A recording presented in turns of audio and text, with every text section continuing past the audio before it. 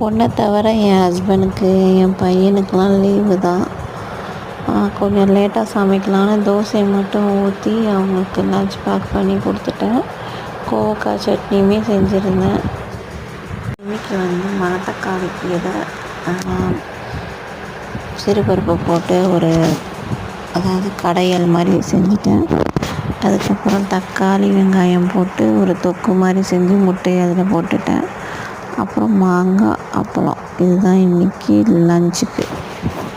அப்பளமும் பொரிச்சாச்சு. அப்புறம் பாவக்காய் 1 கிலோ வாங்கிட்டு வந்தேன். அதெல்லாம் கட் பண்ணி காய போட்டேன் வத்தலுக்கு. அரிசி பச்சரிசி இடியப்பத்துக்கு கழுவி காய போட்டு ஒரு 5 கிலோ அதை வரைக்கும் வேலையில் இருந்தேன். இப்படி இன்றைக்கி பொழுது ஒர்க் இருந்துக்கிட்டே இருந்துச்சு. நம்ம எப்போவாவது ஒருக்கா தான் சாரியே வியர் பண்ணுவோம். அந்த டைம் பார்த்து இந்த மாதிரி ஒர்க்கெலாம் வந்துடும். அதோட வேக்காடாக இருக்குன்னு மறுபடியும் நம்ம நைட்டுக்கே மாற வேண்டிய சூழ்நிலை வந்துடும்.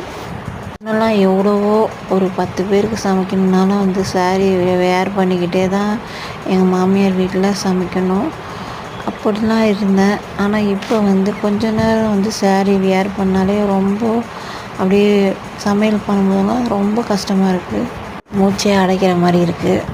இதோட சாரி வியர் பண்ணி இருந்திருக்கேன் ஒரு காலத்தில். நான் ரெகுலராக வியர் பண்ணியிருந்தால் ஒன்றும் தெரியாதுன்னு நினைக்கிறேன்.